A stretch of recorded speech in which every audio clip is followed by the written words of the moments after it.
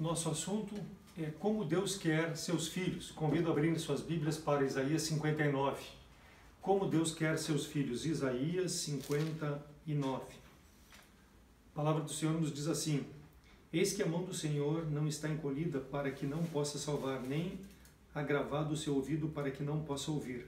Mas as vossas iniquidades fazem separação entre vós e o vosso Deus, e os vossos pecados encobre o seu rosto de vós, para que não vos ouça. Porque as vossas mãos estão contaminadas de sangue, e os vossos dedos de iniquidade, os vossos lábios falam falsidade, a vossa língua pronuncia perversidade. Ninguém há que clame pela justiça, nem ninguém que se compadeça de juízo pela verdade. Confiam na vaidade e falam mentiras, concebem o mal e dão à luz a iniquidade, chocam ovos de basilisco e tecem teias de aranha. O que comer dos ovos deles morrerá, e quebrando-os sairá uma víbora.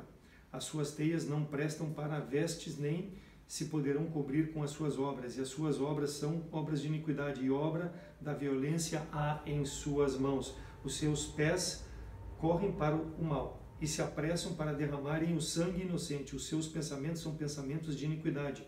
Destruição e quebrantamento há nas suas estradas. Não conhece o caminho da paz, nem há justiça nos seus passos. Fizeram para si veredas tortuosas. Todo aquele que anda por elas não tem conhecimento da paz. Por isso o juízo está longe de nós, e a justiça nos alcança.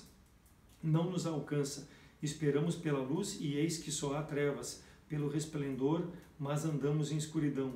Apalpamos as paredes como cegos, e como os que não têm olhos andamos apalpando. Tropeçamos ao meio-dia como nas trevas, e nos lugares escuros como mortos. Todos nós bramamos como ursos, e continuamos gemendo como pombas. Esperamos pelo juízo e não há. Pela salvação está longe de nós, porque as nossas transgressões se multiplicaram perante ti, e os nossos pecados testificam contra nós. Porque as nossas transgressões estão conosco, e conhecemos as nossas iniquidades. Como prevaricar e mentir contra o Senhor, e o desviar-nos do nosso Deus, o falar de opressão e rebelião, o conceber e proferir do coração palavras de falsidade. Por isso o direito se tornou atrás, e a justiça se pôs de longe, porque a verdade anda tropeçando pelas ruas, e a equidade não pode entrar. Sim, a verdade desfalece, e quem se desvia do mal arrisca-se a ser despojado. E o Senhor viu e pareceu mal aos seus olhos que não houvesse justiça, e vendo que ninguém havia, maravilhou-se de que não houvesse um intercessor. Por isso o seu próprio braço lhe trouxe salvação, e a sua própria justiça o susteve.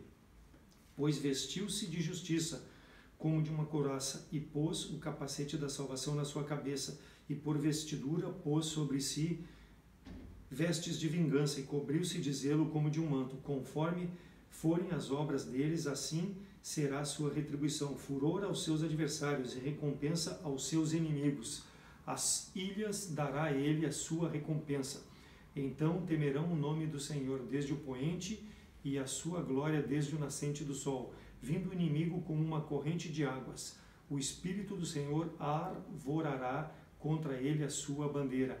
E virá um Redentor de Sião, e os que em Jacó se converterem da transgressão, diz o Senhor. Quanto a mim, esta é a minha aliança com eles, diz o Senhor. O meu Espírito está sobre ti, e as minhas palavras que pus na tua boca não se desviarão da tua boca, nem da boca da tua descendência, nem da boca da descendência da tua descendência, diz o Senhor, desde agora e para todo o sempre. Amém? Vamos orar. Senhor, obrigado pela tua palavra, que ela possa, nesse momento, Deus, nos desafiar, nos ajudar a fazer aquilo que te agrada, ó Deus, buscar ter uma vida digna diante de ti, nos arrependermos daquilo que não te agrada, abandonarmos, ó Deus, e procurarmos a comunhão perfeita contigo, para que os nossos pecados não façam separação entre nós e ti. Ajuda-nos a fazer a tua vontade e não a nossa, em nome de Cristo que eu amo. Amém. Como Deus quer seus filhos. Esta passagem, irmãos, descreve o consternador fracasso moral da sociedade judaica no tempo em que Manassés era o rei sobre Judá. Tinha Manassés, conforme diz 2 Reis 21, 1 e 2, tinha ele 12 anos de idade quando começou a reinar, e reinou 55 anos em Jerusalém. E ele, diz a palavra de Deus, fez o que era mal aos olhos do Senhor, conforme as abominações dos gentios que o Senhor desterrara de suas possessões diante do povo de Israel. Então Manassés foi filho e sucessor de Ezequias. Ezequias foi um rei exemplar. E Manassés reinou após seu pai, reinou sobre Judá, e ele implantou a idolatria e a perversidade. Tudo aquilo que seu pai havia abolido de mal diante dos olhos do Senhor, o rei Manassés tornou a fazer. Então o seu reinado foi um reinado mau, e o profeta Isaías foi o profeta que clamou em nome do Senhor para o seu arrependimento. Mas nós vamos notar na palavra de Deus que nem ele nem o povo se arrependeram, sendo que Isaías predisse que haveria um castigo para Manassés. Deus fala através dos seus homens, seus profetas, buscando restabelecer comunhão. Por quê? Porque Deus não tolera o pecado. E, no caso, Manassés trouxe tudo aquilo que Acás, que era o seu avô, promoveu de errado, adoração aos exércitos dos céus, aparentemente aqueles mitos astrais, solares, lunares que eram praticadas na Síria, ele introduziu como abominações em Judá. Ele fez o seu filho também passar pelo fogo no vale de Rinom. Ele adorou a Maloque, adivinhos, ele constituiu adivinhos, agoureiros, feiticeiros e tantos outros males ele promoveu em Judá. Isso está ali no livro de 2 Crônicas, capítulo 33, de 1 a 10. E Deus trouxe os assírios sobre Judá, sendo que os assírios aprisionaram Manassés e ele foi levado cativo para a Babilônia. Mas Deus ouviu a sua oração de arrependimento. Então, lá no cativeiro, ele se arrependeu de seus atos e Deus o trouxe de volta a Jerusalém, aonde ele passou a combater tudo aquilo que ele implementou contra Deus, ele passou a combater para purificar o povo. Então, ele foi um homem que se arrependeu do seu pecado. Segundo Crônicas 33, 11 a 20, narra sobre isso. E aqui nesse texto especificamente de Isaías, Isaías disse ao povo, porque Deus não ouvia suas orações. O povo clamava a Deus e Deus não ouvia as suas orações. E o povo foi oprimido pelo jugo dos assírios. E assim acontece nos nossos dias, irmãos. As pessoas reclamam que Deus não os ouve, que Deus não os ajuda. E parece que essas pessoas estão sempre cambaleando em suas vidas, mas elas não querem se aproximar de Deus. Seria bom que parassem para analisar as suas responsabilidades e o seu pecado diante de Deus para que pudessem se aproximar de Deus. Então nós vamos ver aqui, com base nesse texto, por que as pessoas tropeçam na escuridão. Por que elas tropeçam na escuridão? Primeiro, os seus pecados separam-nos de Deus. Versículo 2 do nosso capítulo diz assim: mas as vossas iniquidades fazem separação entre vós e o vosso Deus, e os vossos pecados encobrem o seu rosto de vós, para que não vos ouça. Deus não ouve quando o homem está em pecado. Não adianta clamar, não adianta clamar, Deus não ouve. Versículo 1, eis que a mão do Senhor não está encolhida, para que não possa salvar, nem agravado o seu ouvido para que não possa ouvir. Então Deus ouve quando há arrependimento. Então Israel permanecia em pecado. Ela que buscava a separação da comunhão com Deus, não Deus buscando a separação, não. Deus não ouvia Israel porque não havia arrependimento. Os pecados separavam o povo de Deus.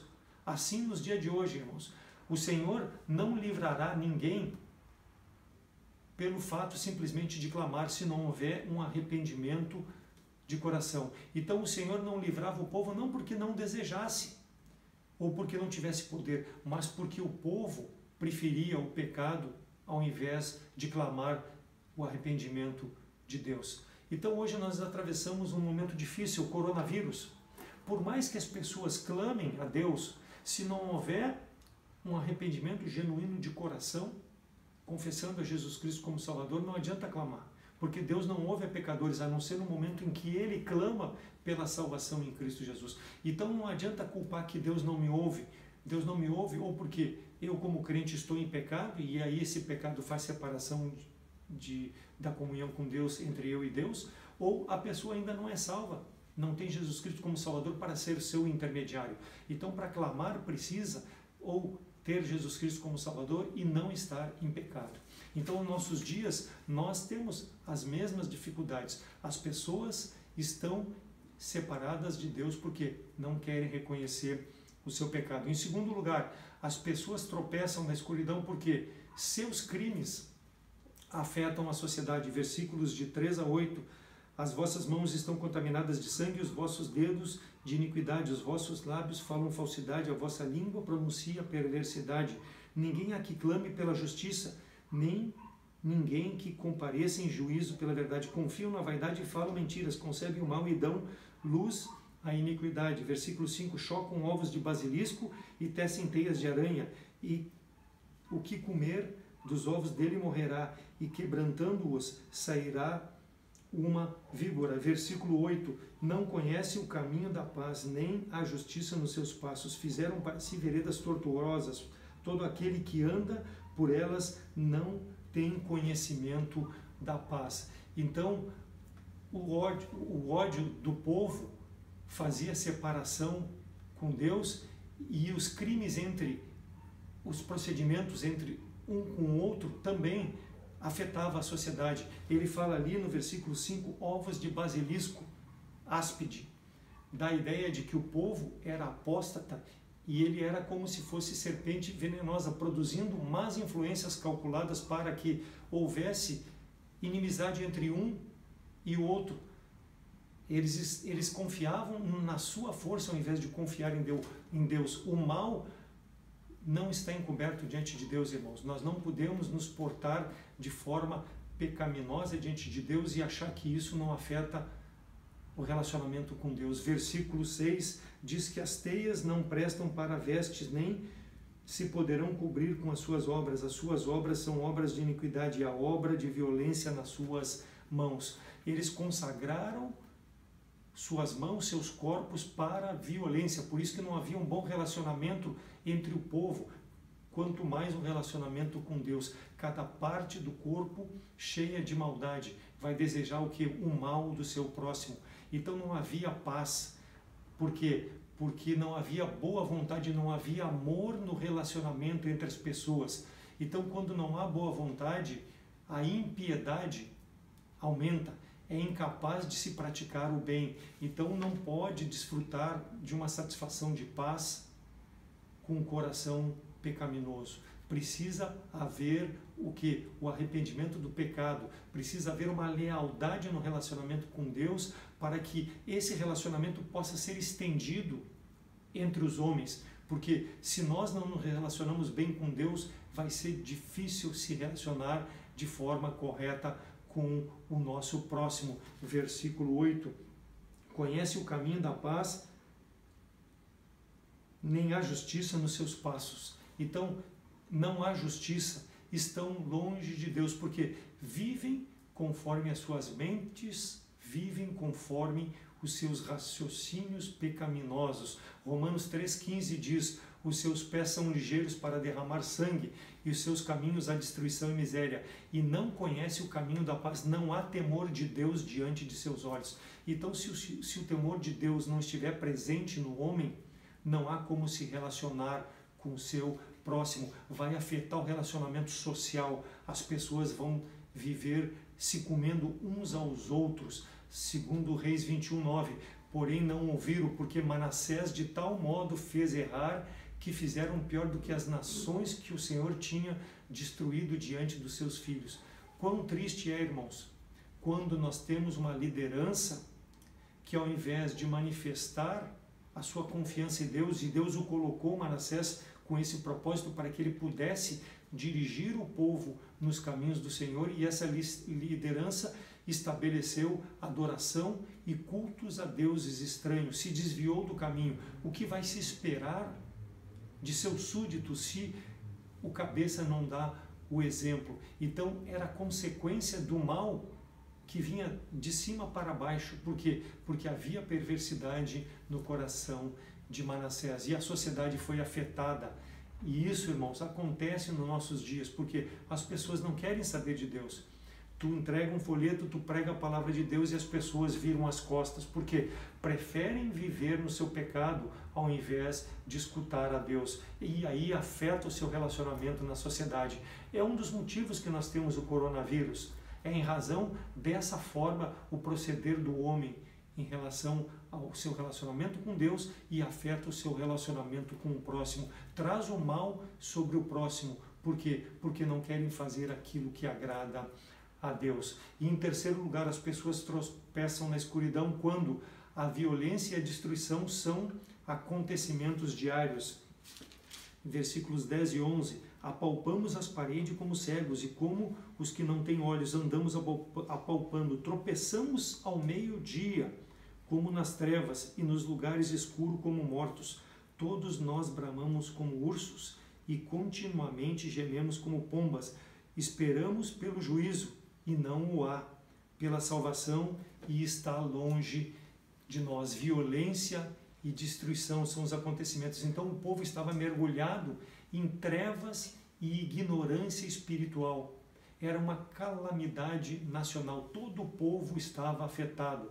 Tudo em razão do aumento do pecado, o aumento da abominação diante de Deus. Então, se houvesse um jornal naquela época que pudesse dar a manchete de capa seria uma manchete constrangedora do pecado desse povo, porque a violência e a destruição eram os acontecimentos diários, em razão do aumento do pecado. Isso seria a manchete de capa. Então as pessoas tropeçam, irmãos, na escuridão quando seus pecados separam-nos de Deus, quando seus crimes afetam a sociedade, o seu pecado afeta o seu próximo, e a violência e a destruição são presentes diariamente em suas vidas. Mas também nesse texto, irmãos, nós observamos que há um caminho de volta para Deus. E qual é o caminho? O caminho é o arrependimento. Versículos 12 a 15. Porque as nossas transgressões se multiplicaram perante ti, e os nossos pecados testificam contra nós, porque as nossas transgressões estão conosco, e conhecemos as nossas iniquidades. Como prevaricar e mentir contra o Senhor, e o desviar-nos do nosso Deus, o falar de opressão e rebelião, o conceber e proferir do coração palavras de falsidade. Por isso o direito se tornou atrás e a justiça se pôs longe, porque a verdade anda tropeçando pelas ruas e a equidade não pode entrar. Sim, a verdade desfalece e quem se desvia do mal arrisca a ser despojado. E o Senhor viu e pareceu mal aos seus olhos que não houvesse justiça. 1 João 1,9 diz: se confessarmos os nossos pecados, Ele é fiel e justo para perdoar os nossos pecados e purificar de toda a iniquidade. Então, há necessidade do homem reconhecer o seu pecado, a sua iniquidade, de confessá-la e abandoná-la, voltando-se para Deus, mostrando então um arrependimento. Este é o caminho de volta para a comunhão com Deus. Em Atos 2, Pedro faz o discurso aos homens israelitas, quando ele manifesta que eles haviam entregue Jesus Cristo para ser crucificado, e aí Pedro destaca: vós mataste pela mão de injustos, o justo que é Jesus Cristo, mas Deus o ressuscitou dentre os mortos. Saibam que Deus o fez Senhor e Jesus e Cristo, Senhor e Cristo. E aí no versículo 37, depois de Pedro mostrar todo o mal que eles fizeram a Cristo, os homens perguntam, eles ouvindo, compungiram-se em seus corações e perguntaram a Pedro e aos demais apóstolos: o que faremos, irmãos? E a resposta de Pedro: arrependei-vos e cada um seja batizado no nome de Jesus. Então, reconheçam o teu pecado, aquilo que vocês fizeram para Jesus Cristo, arrependam-se e sejam salvos pelo sangue que foi derramado na cruz por vosso pecado. E é isso aqui que está dizendo Isaías, que há um caminho, que é o arrependimento. Então, somente o arrependimento é que reconstitui a comunhão entre Deus e o homem. É o que está falando aqui Isaías para o povo. E o povo precisava desse esclarecimento vindo de Deus. Deus sempre levanta homens para que possa propagar a sua palavra, e a palavra de Deus é dura. Arrependei-vos, mas é a única forma de haver uma comunhão perfeita com Deus. Então observamos, além do caminho de volta a Deus pelo arrependimento, que os crimes são contra Deus em última análise. O povo é exortado, versículo 13, como o prevaricar e mentir contra o Senhor e o desviarmos do nosso Deus, o falar de opressão e rebelião, o conceber e proferir do coração palavras de falsidade. Então o povo é exortado a voltar-se ao Senhor. Por isso é necessária a intervenção de Deus. Somente Deus pode quebrantar o coração através da sua palavra e trazer essa restauração. Não há outra forma, irmãos. E também que Deus promete salvar o seu povo. Nós vemos ali dos versículos 15 ao versículo 21. Não vou ler para não tomar o tempo, mas o caminho da salvação encontra-se no servo de Deus, o sofredor. Ele diz ali no versículo 16, vendo que ninguém havia, maravilhou-se de que não houvesse um intercessor. Por isso, o seu próprio braço lhe trouxe salvação. Então, a salvação veio de Deus, a sua própria justiça o susteve. E ele diz no versículo 17, vestiu-se de justiça como de uma couraça e de capacete da salvação na sua cabeça e pôs vestidura sobre si de vestes de vingança e cobriu-se do zelo como de um manto, referindo-se ao nosso Senhor e Salvador Jesus Cristo, que nos justifica diante de Deus. Isaías 53 diz que quem deu crédito à nossa pregação e quem manifestou o braço do Senhor foi subindo como renovo perante ele e como uma raiz de uma terra seca, não tinha parecer nem formosura, e olhando nós para ele, nenhuma beleza víamos para que o desejássemos. Foi desprezado e mais indigno entre os homens, homem de dores, experimentado em trabalhos, e como de quem os homens se escondiam o rosto, foi desprezado e nós não fizemos caso algum dele. Verdadeiramente, ele tomou sobre si as nossas enfermidades e as nossas dores levou sobre si, e nós o reputamos por aflito, ferido de Deus e oprimido. Mas ele foi ferido pelas nossas transgressões, moído pelas nossas iniquidades. O castigo que nos traz a paz com ele, e pelas suas pisaduras é que nós fomos sarados. Todos nós andávamos desgarrados como ovelhas, cada um se desviava pelo seu caminho, mas Deus fez cair sobre ele, sobre Jesus Cristo, a iniquidade de todos, o pecado de todos caiu sobre Jesus Cristo. E ele foi oprimido, mas não abriu a sua boca, como um cordeiro foi levado para o matadouro, e como uma ovelha muda perante os seus tosqueadores, não abriu a sua boca. Da opressão e do juízo foi tirado. Quem contará o tempo da sua vida, porquanto foi cortado da terra dos viventes, e pela transgressão do meu povo foi atingido.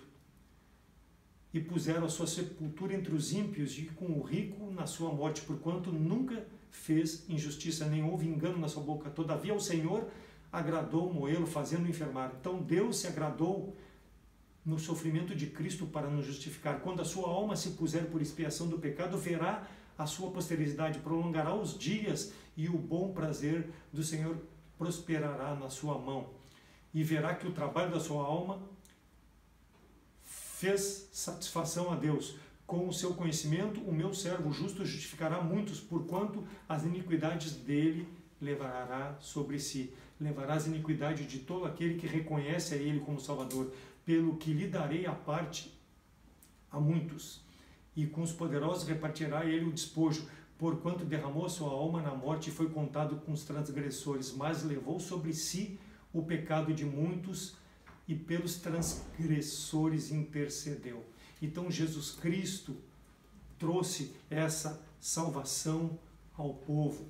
Por quê? Porque o pecado só pode ser coberto pelo sangue de Jesus Cristo, porque a justiça vem de Deus, e o único justo que pisou nessa terra, capaz de nos justificar de nossos pecados, é Jesus Cristo. Então fica evidenciado, irmãos, que na preocupação de Deus com a justiça, o mal precisa ser eliminado do povo. Deus vestiu-se de justiça na pessoa de Jesus Cristo, para que, como uma couraça que ele pôs, o capacete da salvação, como um vestido de vingança, cobriu-se de zelo, como se fosse um manto. era o guerreiro de Deus levando o inimigo à derrota, restaurando o povo, mostrando que somente em Cristo o pecado pode ser vencido. Não há outra forma, porque as nossas justiças, conforme diz Isaías, diante de Deus são como trapos de imundície. Não há como nós nos justificarmos diante de Deus. Efésios 6, 14 a 17. Estais, pois, firme, tendo cingido os vossos lombos com a verdade e vestida a couraça da justiça e calçado os pés na preparação do Evangelho, o Evangelho da paz, tomando sobre tudo o escudo da fé, com o qual podeis apagar todos os dardos inflamados do maligno. Tomai também o capacete da salvação e a espada do Espírito, que é a palavra de Deus. Então, irmãos, entre a primeira e a segunda vindas de Cristo, os cristãos vestem a armadura de Deus enquanto prosseguem nessa luta, nessa batalha, que é uma batalha espiritual, conforme diz o versículo 12 do Efésios 6, que a nossa luta não é contra a carne nem contra o sangue, e sim contra os principados, contra as potestades, contra o príncipe das trevas desse século, contra as hostes espirituais da maldade. A luta incessante que o crente fiel vai enfrentar até a vinda de nosso Senhor e Salvador Jesus Cristo. E é contra o inferno, é contra Satanás, é contra as hostes do maligno que nós lutamos. Por isso que nós precisamos estar vestidos da justiça, pois o inferno não tem poder. Por mais que ele seja contrário à justiça de Deus, o inferno não tem poder sobre a justiça de Deus. Fica evidenciado, então, Deus preocupado com a justiça. Também Deus diz que contra o seu poder é difícil opor-se, versículo 19. Então temerão o nome do Senhor desde o poente e sua glória desde o nascente do sol, vindo o inimigo como uma corrente de água. O Espírito do Senhor arvorará contra ele a sua bandeira. É difícil se opor contra o poder de Deus. Não há quem resista. Deus, com o seu poder, com o Espírito do Senhor, vai desbaratar todo e qualquer mal que possa existir. E também fica evidenciado a promessa de Deus que Ele dará poder ao povo que depende da sua obediência. Versículo 21. Quanto a mim, esta é a minha aliança com eles, diz o Senhor, o meu Espírito que está sobre ti e as minhas palavras que pus na tua boca não se desviarão da tua boca, nem da boca da tua descendência, nem da boca da descendência da tua descendência, diz o Senhor, desde agora e para todo o sempre. Então Deus interveio pessoalmente para salvar o pecador da sua culpa e da escravidão do pecado. Não se desviarão, ele está dizendo. Por quê? Porque por mais que possa ser a nossa necessidade, em Cristo nós temos ela suprida. Deus estava descontente com o fracasso moral do povo judeu, assim como Deus está descontente com o fracasso moral da nossa sociedade e muitas vezes, irmãos, com o fracasso moral de nós como salvos em Cristo Jesus, porque não queremos andar conforme a palavra do Senhor. Não se desviarão, diz o versículo 21, da tua boca e nem da tua descendência. Quanta responsabilidade nós temos como salvos em Cristo de perseverar fazendo aquilo que agrada ao Senhor. Versículo 20, o Redentor virá na pessoa de Jesus Cristo, e virá um Redentor a Sião e aos que estão em Jacó, e se converterão da transgressão, diz o Senhor. A promessa de uma redenção ainda para Israel. Mas para isso precisa crer, precisa abandonar o seu pecado. Romanos 11, 26 e 27. E assim todo Israel será salvo, como está escrito, de Sião virá o libertador e desviará de Jacó a impiedade, a iniquidade, o pecado. E este será o meu concerto com eles, quando eu tirar os seus pecados. Ele virá, o Senhor Jesus Cristo, aos que de Jacó se desviarem da transgressão. Versículo 21, não se desviarão. Obediência, irmãos, é fundamental. Deus diz que faria uma aliança, um pacto, e a restauração após o exílio envolveria a renovação da aliança do Senhor com os arrependidos de Israel. A aliança será interiorizada pelo Espírito de Deus, de modo que a palavra e o Espírito aplicariam e confirmariam de geração a geração para todo sempre. Por quê? Porque Deus prometeu e Deus é fiel. Deus não é homem para que minta, mas o povo com seu pecado não pode fazer essa separação com Deus, não pode se desviar das promessas da palavra de Deus.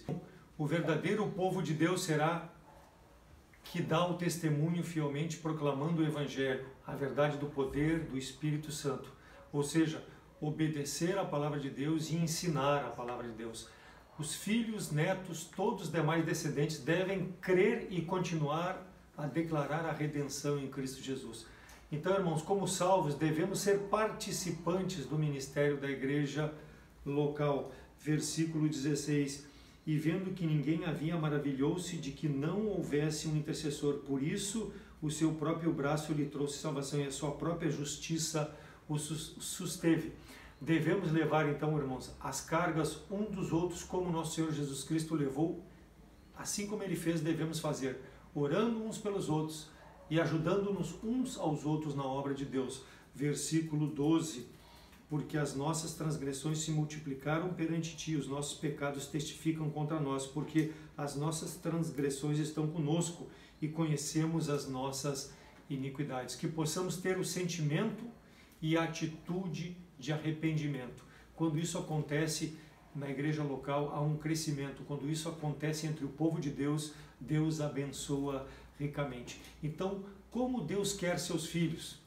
Isaías nos desafia como salvos em Cristo Jesus a trabalharmos juntos em oração, em amor, em arrependimento quando é necessário, para que nós, como igreja, possamos fazer o que o Senhor Jesus Cristo nos deixou para fazer. Nós sermos a luz nesse mundo, um mundo que anda no maligno, para que Jesus Cristo possa ser conhecido, que seja um desafio para minha, para a tua vida. E aquele que nos assiste pelas redes sociais, se os teus pecados separam-te de Deus, saiba que há um caminho de volta a Deus, e esse caminho é o arrependimento. O meu convite é que para que tu aceite a Cristo como Salvador, pois Ele é o único caminho, é a única verdade, Ele é a vida, e ninguém pode chegar a Deus Pai senão por intermédio de Jesus Cristo.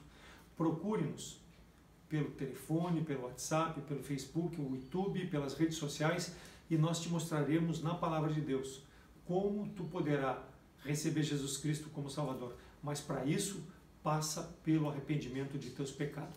Reconhecer que a tua oração só pode chegar diante de Deus através de Jesus Cristo. Senão, tu vai orar e Deus nunca vai te atender. Meu apelo é para que tu possa aceitar Jesus Cristo como Salvador. Amém? Vamos orar. Senhor, obrigado pela tua palavra, que ela possa fazer a diferença dia a dia na minha vida, que eu possa buscar, ó Deus, fazer aquilo que te agrada, ser um filho teu, reconhecido pelos que olham para a minha vida, que realmente eu busco andar nos teus caminhos, nos teus propósitos, não me desviando, ó Deus, mas fazendo aquilo que te agrada. E se nós temos alguém que não tenha Cristo como Salvador, possa nesse dia, ó Deus, fazer uma decisão, abandonar seu pecado, se arrepender e reconhecer Jesus Cristo como o único caminho que liga a ti, e a partir disso as suas orações serão atendidas. Somos gratos pela salvação que nos une, em nome de Cristo que eu oro. Amém.